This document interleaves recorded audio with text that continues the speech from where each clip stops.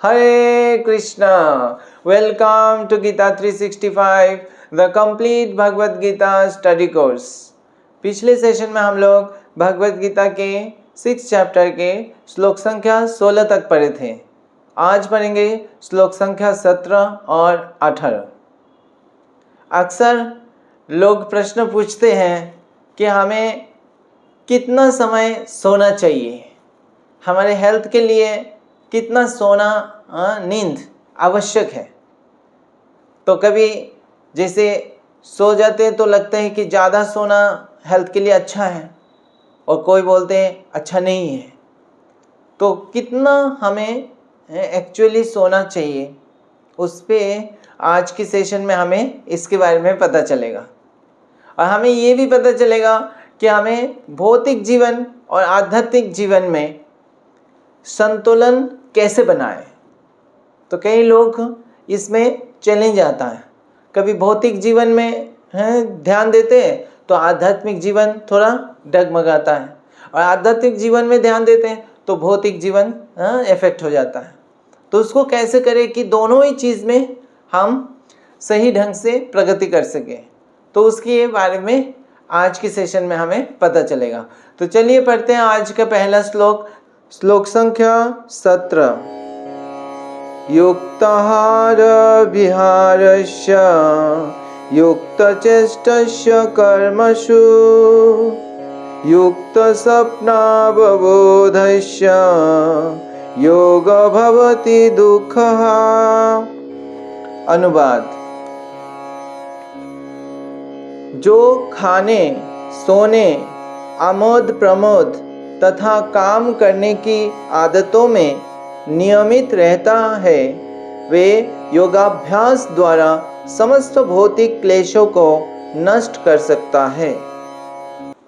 तो इस श्लोक में भगवान कह रहे हैं कि जो योगा के अभ्यास कर रहे हैं या जो आध्यात्मिक पथ में हैं, उनको अपना भौतिक जो नेसेसिटीज़ है, जो हमारे शरीर की आवश्यकताएं हैं, तो क्या क्या आवश्यकता है, जैसे भोजन करना, ये शरीर की आवश्यकता है।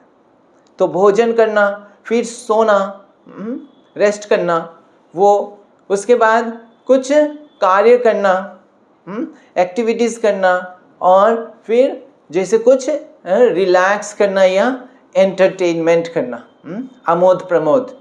तो ये हर किसी की आवश्यकता है। तो हमें जो खास करके जो आध्यात्मिक पथ में है, योगा के अभ्यास कर रहे हैं, कोई भी योगा हो, तो जो अष्टांग योगा हो या इवन भक्ति योगा हो, तो उसमें कैसे इन सारे कार्यों को करना चाहिए। तो ये सारे कार्य भगवान ये कह रहे हैं युक्त आहार विहारश्च, कि ये बैलेंस्ड वे से करना है, कि आहार जो है, भोजन है, उसको बैलेंस्ड। तो भगवान ये नहीं कह रहे कि आहार को बंद कर दो, कि भोजन करना ही नहीं है। तो ऐसा नहीं है। कई लोग सोचते हैं कि अगर भक्ति में आएंगे तो भोजन ही नहीं करेंगे, तो ऐसा नहीं है। भगवान ये नहीं कह रहे। तो भगवान कह रहे हैं युक्त आहार, कि बैलेंस्ड वे से। बैलेंस्ड का मतलब ज़्यादा भी नहीं और कम भी नहीं। तो ज़्यादा किस चीज़ से ज़्यादा नहीं, जो हमारा शरीर का जो नीड है, आवश्यकता है, जितना हमारे शरीर के लिए आवश्यकता है। श्रील प्रभुपाद कहते हैं शरीर की आवश्यकता मतलब ये शरीर को धारण करने के लिए, आत्मा और शरीर को बनाए रखने के लिए, आत्मा इस शरीर में बनाए रखने के लिए, इस शरीर को स्वस्थ रखने के लिए जितना भोजन की आवश्यकता है उतना भोजन ग्रहण करना। अब आवश्यकता से अगर ज़्यादा भोजन ग्रहण कैसे करते हैं हम, कि हमें जब भूख लगी उतना तो ले लिया, उसके बाद और भी कुछ भी हमें दिखाई दे रहा है, हमें जीवा के लिए हम जब लेते हैं, तो इस तरह से क्या है, हम जो भी देखते हैं उसको अगर ले रहे हैं, तो वो ऐसे क्या हो गया, वो आवश्यकता नहीं है उस चीज़ का। लेकिन उस चीज़ को अगर हम ग्रहण कर रहे हैं तो वो एक तरह से वो अतिरिक्त चीज़ ग्रहण कर रहे हैं। तो आवश्यकता नहीं है ऐसे चीज़ें तो ऐसे चीज़ें, बहुत सारी चीज़ें हो सकता है। जैसे कई प्रकार के नशाएं भी हो, तो उसको हमारे शरीर के स्वास्थ्य के लिए कोई आवश्यकता है नहीं। उसी प्रकार के कई प्रकार की भोजन है जिसके बिना भी जो है वो चल सकता है ये शरीर। तो इस प्रकार जो है आवश्यकता, जो जितना आवश्यक है शरीर के लिए उतना ही लेना है। अगर ज़्यादा लेंगे शरीर के आवश्यकता से तो क्या परिणाम क्या होगा?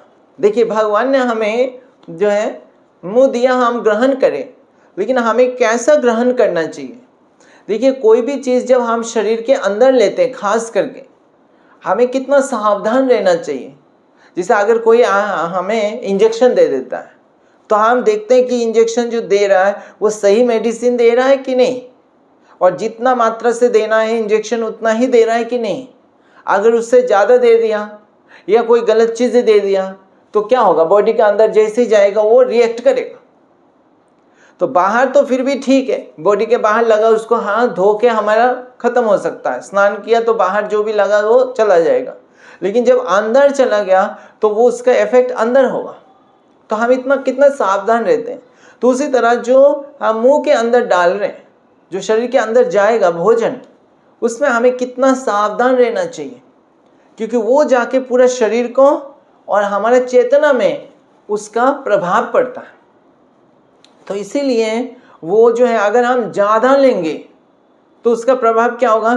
जब ज़्यादा ले लेंगे तो उसको पचाना पड़ेगा शरीर को, और अगर बहुत ज़्यादा लिया, हमारे शरीर में पचाने के लिए जो है अग्नि होता है, स्टमक में अग्नि होता है, उस अग्नि का एक लिमिटेशन होता है। वो अगर उससे ज़्यादा होगा तो वो पचा नहीं पाएगा, और पचा नहीं पाएगा तो क्या होगा? हेल्थ में प्रॉब्लम होगा, खराब हो जाएगा। अब जब हेल्थ खराब होगा तो कैसे हमारा आध्यात्मिक योगा अभ्यास कैसे होगा? नहीं हो पाएगा। मन कैसे भगवान पे जो है केंद्रित हो पाएगा? तो शरीर में जो है प्रॉब्लम हो जाएगा। और जब पचाने लगेगा तो सारे शरीर की शक्ति जो अगर ज़्यादा लेंगे तो उसी को पचाने में लगेगा। तो उस समय क्या है, शरीर जो है एक तरह से आलसपन हो जाता है। उस समय शरीर अटेंटिव, माइंड अटेंटिव नहीं रहेगा, तो कॉन्सेंट्रेट करना भगवान के प्रति वो संभव नहीं है। आप देखा होगा कभी बहुत ज़्यादा पा लेते भोजन तो आपको नींद आ जाता है, फिर आप सो जाना चाहते हैं। उस समय आप बहुत अच्छा कार्य नहीं कर पाते। अच्छा कार्य, अटेंटिव कार्य करने के लिए आपको कम भोजन आवश्यक है कि बॉडी का एनर्जी सही से रहना चाहिए। तो उसी प्रकार अगर हम ज़्यादा भोजन लेंगे तो इस तरह से प्रॉब्लम आएगा। और दूसरा, फिर ज़्यादा भोजन लेंगे तो क्या है, हमें उसके लिए समय भी ज़्यादा देना पड़ेगा। बार बार भोजन लेंगे तो बार बार भोजन के समय, प्लस हाथ धोने का समय, ये सब भोजन बनाने का समय, ये सब चीज़ भी ज़्यादा लगेगा। और उस भोजन के लिए एक्स्ट्रा जो भी धन या कहाँ से भोजन आएगा उसके लिए भी समय चाहिए, तो वो समय भी वेस्ट होगा। और फिर ज़्यादा भोजन ग्रहण करने से मन में क्या रहेगा? सिर्फ भोजन ही रहेगा, मन में भोजन का ही चिंतन करता रहेगा मन। तो हमारा मन का योगा का असली उद्देश्य क्या है? मन से किसका चिंतन करना? भगवान की चिंतन करना। भौतिक विषय का अगर चिंतन करेंगे तो क्या है, ये तो फिर भौतिक बंधन सृष्टि होगा। तो ज़्यादा भोजन करने से मन सिर्फ भोजन ही करेगा, अभी नेक्स्ट क्या, नेक्स्ट क्या, नेक्स्ट क्या खाएंगे। तो इस तरह से वो एक योगी जो है उसको भोजन में नियंत्रण रखना है। इस विषय में जो है हर किसी भक्तों को इसका पालन करते, इसलिए जो गंभीर है वो अपना भोजन में ज़्यादा रुचि नहीं रखता। तो इस विषय में श्रील रघुनाथ दास गोस्वामी, ये चैतन्य महाप्रभु की लीला में एक महान भक्त थे। उनका पिता के पास इतना संपत्ति था और वो सारे जो है उस संपत्ति को एक तरह से त्याग के चैतन्य महाप्रभु के पास सेवा करने के लिए आए जगन्नाथपुरी में। तो वहाँ पे उनके पिता जो है वो जो है प्रसाद के लिए धन देते थे, तो वो उस से धन से वो प्रसाद बनाते भी थे और दूसरे को भी खिलाते थे। तो इस तरह से वो उस प्रसाद ग्रहण करते थे। लेकिन कुछ समय बाद जो है उनके मन में आया कि इस तरह से जो है समय केवल प्रसाद ग्रहण करने में चला जा रहा है, तो अभी क्या करना चाहिए, मुझे ज़्यादा ये सब प्रसाद में कहाँ से जो है इतना चिंता नहीं करना चाहिए, जो कोई भी थोड़ा सा भिक्षा दे देगा उसी से चल जाना चाहिए। तो उस प्रकार से उन्होंने जो है जगन्नाथ मंदिर में जो है भिक्षा जैसे ग्रहण करते हैं ऐसे ग्रहण करने लगे। तो फिर कुछ दिन बाद उनका मन में फिर आया कि मैं इस तरह से जो भिक्षा कर रहा हूँ तो उससे तो फिर मेरा मन में यही रह रहा है कि कौन मुझे भिक्षा दे रहा है तो वो अच्छा हो, और जो भिक्षा नहीं दिया तो वो अच्छा नहीं है, या ये व्यक्ति आ रहा है शायद वो मुझे भिक्षा देगा, ये शायद नहीं देगा। तो इस तरह से मेरा मन जो है भगवान पे नहीं लग रहा है, मेरा मन जो है केवल इसमें लग रहा है कि कौन मुझे जो भोजन के लिए भिक्षा देगा। तो ये जो है ये मेरा असली भक्ति के लिए अच्छा नहीं हो रहा है। तो उन्होंने उसको भी जो है त्याग दिया, और फिर वो क्या करने लगे, जो सबने प्रसाद लेके जो बच जाते थे फेंक देते थे एक तरह से, वहाँ से जो भी जो है एक्स्ट्रा रह जाता था फेंक देते थे, वहाँ से वो थोड़ा सा उठा के जितना आवश्यक है उतना लेके उसको धो के वो जो है पा लेते थे दिन में बस। तो ये जो है इस तरह से वो अपना भोजन को ग्रहण करते थे। और जब चैतन्य महाप्रभु को इसके बारे में पता चला कि वो कितना अपने भोजन को लेके सतर्क है, और वो चाहते नहीं कि अब उनका मन जो है भोजन में का चिंतन करे, और इसीलिए जो भी उनको सरलता से प्राप्त हो जाए और जितना आवश्यक है उसी को ले लेते हैं, तो चैतन्य महाप्रभु बहुत प्रसन्न हुए। तो इस प्रकार से हम देखते हैं जो गंभीर है भगवान की भक्ति में या आध्यात्मिक पथ में आगे बढ़ने के लिए, उनका जो है जो मेन कंसर्न है वो भोजन नहीं है। मेन कंसर्न भगवान को कैसे चिंतन करें और कम से कम भोजन को ग्रहण करें। तो भगवान इसलिए कह रहे हैं कि उसका अधिक भोजन नहीं करना, और फिर भगवान कह रहे कम भी नहीं, मतलब ऐसा नहीं कि भोजन करना ही नहीं है, हम बिना मतलब कि क्या करें, फास्टिंग करें, उपवास करें। तो उपवास का जिस दिन आता है, जैसे एकादशी है, उस दिन उपवास कर सकते हैं, लेकिन सिर्फ दिखावा के लिए हमें कुछ भी नहीं खाना है या कुछ ऐसा अत्यधिक जो है वो का आवश्यकता नहीं, उपवास की आवश्यकता नहीं। अगर आप बिल्कुल भोजन नहीं ग्रहण करेंगे तो क्या है, हमारे शरीर फिर कमज़ोर हो जाएगा, बीमार हो जाएगा। तो इसीलिए हमें उतना ही भोजन ग्रहण करना चाहिए जितना आवश्यक है। श्रील प्रभुपाद तात्पर्य में बताते हैं ये चीज़ बहुत आसानी से हो जाता है कि हमें कैसे पता लगेगा कितना हमें आवश्यक है कितना नहीं है। तो श्रील प्रभुपाद बहुत सुंदर एक फॉर्मूला देते हैं, बोलते हैं कि हम जो भी भोजन करें वो भगवान को भोग लगा के भोजन करें, कि हम भगवान की प्रसाद के रूप में करें। तो भगवान को हम कितना बार भोजन लगाते हैं, तो घर में जैसे हम सुबह लगाते हैं फिर शाम को लगाते हैं, इस तरह से जो भी है 2 बार 3 बार जितना हम भगवान को लगा रहे, और फिर जो प्रसाद है वो हम ग्रहण कर रहे हैं बस। तो अगर हम भगवान को लगा रहे और फिर प्रसाद के रूप में ग्रहण कर रहे और उसके बाहर नहीं ग्रहण कर रहे, तो उससे अपना आप क्या हो जाएगा, ये जो भोजन हमारा नियमित हो जाएगा। तो इस तरह से भगवान कह रहे हैं योगी जो है वो अपना भोजन को नियमित रखना चाहिए, बैलेंस्ड। फिर कह रहे हैं कि जो है निद्रा, तो निद्रा जो है वो कितना करना चाहिए। निद्रा जो है हमारे लिए बहुत आवश्यक है। ये शरीर थक जाता है सारा दिन कार्य करते हुए, तो जब उसको सोना पड़ता है, तो सोने से क्या है बॉडी में फिर से एनर्जी होता है, रेस्ट होता है। तो हमें कितना सोना चाहिए, इस विषय में कई भक्तों का प्रश्न रहता है ना। कई डॉक्टर्स भी अलग अलग वो सलाह देते हैं। तो मेन उद्देश्य जो है ये समझना कि वो भी उतना ही आवश्यक है जितना शरीर के स्वस्थ रहने के लिए ज़रूरत है, उतना ही हमें सोना चाहिए। अगर हम ज़्यादा सोएंगे तो क्या होगा, तो हमारा समय की वेस्ट होगा। ये जो मनुष्य जीवन है वो कितना महत्वपूर्ण है। हमें बहुत मुश्किल से ये मनुष्य जीवन मिला है। प्रहलाद महाराज कहते हैं इस मनुष्य जीवन का जो आयु है वो ज़्यादा बड़ा नहीं है, ज़्यादा से ज़्यादा 100 साल है ना। तो 100 साल में उसमें भी बचपन के जो समय है वो तो समझने से पहले ही चला जाता है। उस समय कोई भक्ति के आध्यात्मिक कार्य करने का उतना क्षमता नहीं रहता, बुद्धि नहीं रहता। तो बचपन के कितना साल ऐसे ही बीत जाता है। और फिर जो है वृद्धावस्था जब आता है तो उस समय भी ज़्यादा कुछ कर नहीं सकता कोई।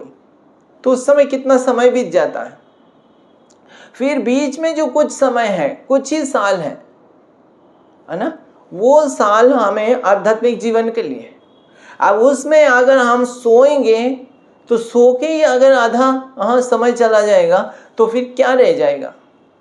तो इसीलिए सोने से क्या हमारा समय, जो मनुष्य जीवन का जो समय है वो वेस्ट हो जाएगा अगर हमें एक्स्ट्रा सो रहे तो। इसीलिए जो आध्यात्मिक जीवन में जो गंभीर है वो समय को वेस्ट नहीं करते, वो एक मोमेंट भी वेस्ट नहीं करते। उसको कहते हैं अव्यर्थ कालत्व, कि व्यर्थ समय नहीं बिताते एक मोमेंट भी। तो श्रील प्रभुपाद उदाहरण देते हैं श्रील रूप गोस्वामी का। तो श्रील रूप गोस्वामी इतना सेवा में, भगवान की सेवा में जो है मग्न थे। तो उनके पास उस सेवा के बाद समय नहीं होता था। मुश्किल से वो 2 घंटा सो पाते थे 24 घंटे में, और बाकी सारे समय भगवान की जप करना, कीर्तन करना, सेवा करना, इस प्रकार से वो व्यस्त रहते थे। श्रील प्रभुपाद कहते हैं हरिदास ठाकुर का उदाहरण देते हैं। वो भगवान के नाम की जप में इतना मग्न रहते थे कि वो उनका एक कोटा था कि डेली 3 लाख नाम का जप करना, और जब तक वो पूरा नहीं होता था तब तक वो नहीं सोते थे। तो मुश्किल से 1-2 घंटा सो पाते थे। तो ऐसे वो आध्यात्मिक कार्य में पूरा तरह से समय को लगाते थे। श्रील प्रभुपाद भी हम देखते हैं कि उन्होंने जो ये सारे पूरा वर्ल्ड वाइड मूवमेंट को एस्टैब्लिश किया, उन्होंने ऐसे ही नहीं हो गया। वो रात में जब बाकी लोग सोते तो श्रील प्रभुपाद जगते, वो पूरा सारे इस ग्रंथ, ये जो हम भगवद गीता का अध्ययन कर रहे हैं, ये सारे ग्रंथ का अनुवाद जो है श्रील प्रभुपाद रात को जग जग के इसको करते थे, और दिन में सारे सबके साथ सारे आध्यात्मिक कार्य करना, प्रचार के कार्य करना, लेक्चर देना, जो है लोगों से मिलना, भक्तों से मिलना, ये सारे कार्य करते थे। तो इस प्रकार कम से कम जो है सोना है, और बिल्कुल सोना तो बंद नहीं कर सकते क्योंकि ये शरीर तो जो है रेस्ट चाहता है, अदरवाइज शरीर बीमार हो जाएगा। तो अब प्रश्न आता है कितना समय, कितना घंटा हमें सोना चाहिए। अब श्रील रूप गोस्वामी 2 घंटा सोते थे, लेकिन वो बहुत उन्नत स्तर पर थे, तो हम उनका नकल नहीं कर सकते। तो एक साधारण भक्त के लिए जो है हमारे लिए श्रील प्रभुपाद बताते हैं कि 6 घंटा जो है पर्याप्त है। तो 6 घंटा अगर हम 24 घंटा में से सो लेंगे तो हम सोच सकते हैं हमारा नींद पूरा हो गया है, हमें और आवश्यकता नहीं है। तो ये 6 घंटा एक तरह से थोड़ा बहुत ऊपर नीचे हो सकता है। 5 घंटा किसी कोई सो लिया, 5.5 घंटा या 6.5 घंटा या 7 घंटा, थोड़ा बहुत ऊपर नीचे डिपेंडिंग ऑन उनका हेल्थ कैसा है वो हो सकता है। अदरवाइज 6 घंटा हम सब के लिए एक बेंचमार्क है, मापदंड है। ठीक है, तो अब आते हैं फिर आगे। भगवान कहते हैं जो रिक्रिएशन मतलब एंटरटेनमेंट या रिलैक्स, थोड़ा ऐसा जरूरत पड़ता है। तो श्री विश्वनाथ चक्रवर्ती ठाकुर बोलते हैं कि एक आध्यात्मिक व्यक्ति के लिए रिलैक्स करना में क्या आता है। बोलो ये सब जो है टीवी देखना, खेलना, ये सब उनके लिए इंटरेस्टिंग नहीं है, ये सब लगता है समय के वेस्ट है, तो वो उसमें रुचि नहीं लेते। तो उनके लिए ज़्यादा से ज़्यादा क्या है, वॉक करते हैं, जैसे चलना। तो चलना पड़ता है एक जगह से दूसरा जगह, या वॉक कर लिया हेल्थ के लिए आवश्यक, वॉक करना या बोलना, एक दूसरे से कुछ बातें करना। तो ये जो बोलना है या वॉक करना, वो भी क्या है, भगवान कह रहे हैं ज़्यादा भी नहीं और कम भी नहीं, जितना आवश्यक है। तो इसीलिए जो है उतना ही करना। तो जितना आवश्यक है उतना बोलना। कभी कभी हम बोलते जाते हैं लोगों के साथ बातें में घंटे घंटे चले जाता है। जैसे आप मोबाइल फ़ोन में कोई फ़ोन कर रहा, आप फ़ोन में 2 चीज़ पूछा, उसके बस उत्तर देकर ख़त्म हो सकता है, लेकिन हो सकता है उसमें 1 घंटा तक भी आप बात कर लें, तो ऐसे भी हो सकता है। तो हमें उतना ही बातें करना जितना आवश्यक है, तभी हमारे क्या हो, समय बचेगा और हमारा मन भी सही रहेगा।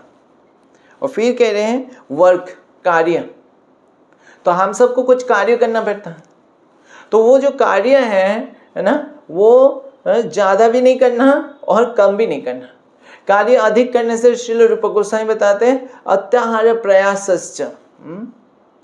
तो ये 6 चीज़ें बताते हैं वो भक्ति का नष्ट करता है। तो उसमें से एक है प्रयास, अत्यधिक प्रयास करेगा तो जैसे कोई जॉब कर रहे और रात 2 जॉब कर रहे हैं, दिन में एक, रात में एक, तो इस प्रकार से अत्यधिक प्रयास करेगा तो वो आध्यात्मिक जीवन में जो है अभ्यास नहीं कर पाएगा, कि उसके समय सारे उसी में जाएगा और मन जो है सारे उसी चीज़ में, भौतिक चीज़ों में लगा रहेगा।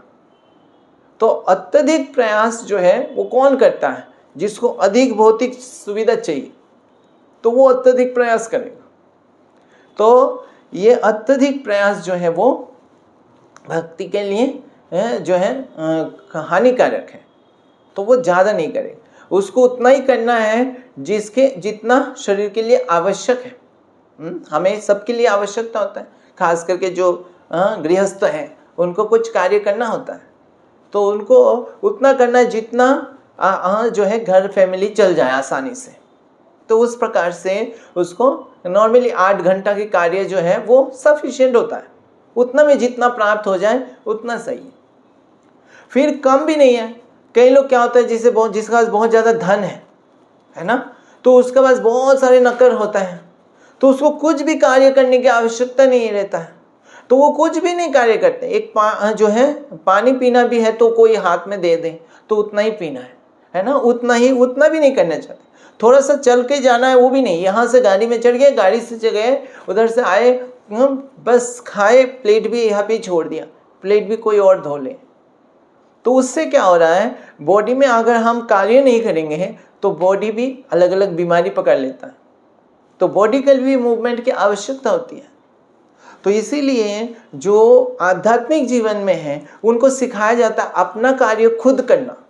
अगर भोजन ग्रहण किया तो उसका प्लेट हो सके तो खुद धो ले, अपना वस्त्र को खुद धोए, है ना, भगवान की जगह को खुद साफ करे, नहीं नौकर ही साफ करे।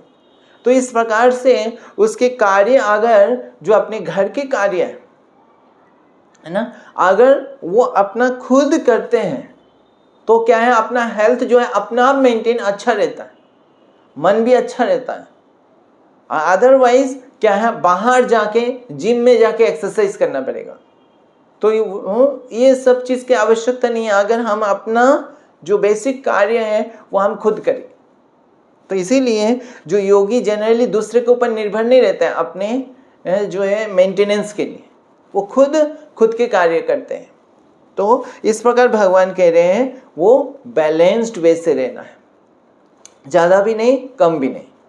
अब ये जो संतुलन है या बैलेंस्ड है, ये स्टैटिक नहीं है। स्टैटिक मतलब जैसे जो आप वो देखते हैं जो तोलते हैं ना, जो सब्जी वाला, कि एक साइड में ये डाल दिया, एक साइड वो, जो सब दोनों समान है कि नहीं।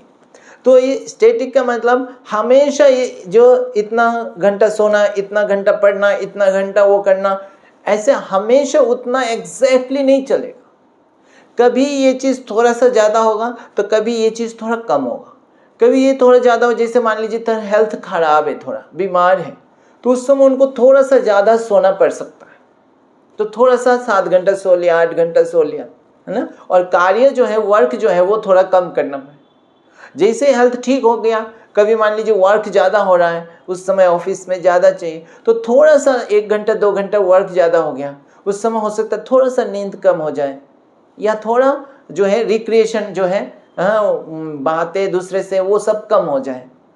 तो इस तरह से समय के साथ साथ किसी का जीवन ऐसा नहीं कि हमेशा एक ही रूटीन लेके चल पड़े, ऐसे संभव नहीं है। सब चाहते हैं कि ऐसा हो, लेकिन ऐसा नहीं होता, प्रैक्टिकली कभी नहीं संभव है। तो डायनामिक होता है उसको। डायनामिक ऐसे जिससे गाड़ी चलता है, तो गाड़ी जो है रास्ते में जब आप चलता है देखेंगे, कभी जो दूसरा गाड़ी है तो थोड़ा सा साइड में जाता है गाड़ी, और साइड में जाके फिर वापस अपना लेन में आ जाता है, फिर थोड़ा सा आगे जाके थोड़ा सा साइड में जाता है, फिर अपना लेन में आ जाता है, और फिर अपने लेन में सीधा चलते रहता है।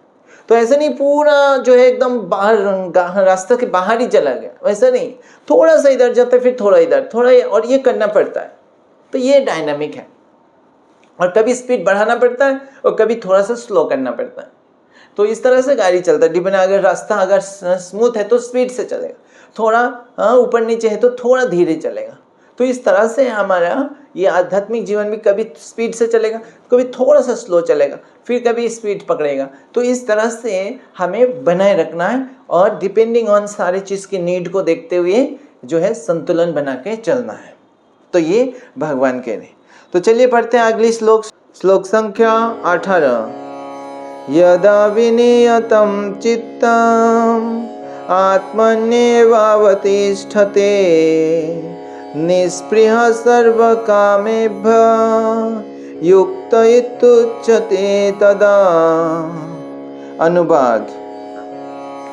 जब योगी योगाभ्यास द्वारा अपने मानसिक कार्यकलापों को वश में कर लेता है और आध्यात्म में स्थित हो जाता है, अर्थात समस्त भौतिक इच्छाओं से रहित हो जाता है, तब वे युग में सुस्थिर कहा जाता है। तो इसमें भगवान बता रहे हैं कि इस जो पिछले श्लोकों में भगवान बताए कैसे अभ्यास करना है, जैसे ब्रह्मचर्य का पालन करना और सीधा बैठना, और जैसे युक्त आहार विहार, इस प्रकार से अभ्यास करना, एक दिन दो दिन नहीं, नियमित ऐसे अभ्यास करने से क्या होगा, योगी फिर क्या कर पाएगा, अपने मन को जो है वो वश कर पाएगा, तो अपने मन को डिसिप्लिन बना पाएगा। अब मन को वश में करने का मतलब क्या है कि मन के ऊपर क्या चिंतन आएगा, किस चीज़ का वो चिंतन करेगा मन में, वो उसके ऊपर नियंत्रण में होगा, कि मन ज़्यादा विचलित नहीं होगा। तो अक्सर हम सब की मन जो है क्या रहता है, विचलित रहता है। मन में कई सारे आइडियाज़ आते हैं, कई सारी इच्छाएं आते हैं, और जैसे कोई इच्छा आता है तो हम डिस्टर्ब हो जाते हैं, विचलित हो जाते हैं। तो भगवान इस श्लोक में कह रहे हैं, इस तरह से अभ्यास करने से जब योगी अल्टीमेटली मन को वश में कर लेता है और मन में बाकी इच्छाओं से मुक्त हो जाता है, भौतिक इच्छाओं से मुक्त होके मन जो है दिव्य स्थिति में स्थित हो जाता है। तो वो स्थिति जो है वो ये प्रोग्रेस है। तो जब हम अभ्यास कर रहे हैं तो हम ये नहीं कि सब अभ्यास जो है एज ए रूटीन की तरह करते जाएं, उसके साथ साथ हमें देखना है कि हम प्रगति कर रहे हैं कि नहीं कर रहे। तो ये सारे अभ्यास इसलिए कर रहे हैं ताकि धीरे धीरे मन हमारा क्या हो, शुद्ध हो। और मन शुद्ध होगा मतलब मन में जो भौतिक विचारें नहीं आएंगे। तो श्रील प्रभुपाद कह रहे हैं तात्पर्य में कि मन की शुद्धिकरण का मतलब ये है कि भौतिक जो इच्छा है उससे मुक्त हो जाएगा। अभी अगर देखा जाए सबके मन में क्या है, केवल भौतिक इच्छाएं चल रही है, एक की बाद एक इच्छाएं चलती है। जैसे टीवी अगर देखें तो टीवी में एक के बाद एक प्रोग्राम्स आते रहते, कोई आ गया कुछ दिखाए, इस तरह से आते रहते।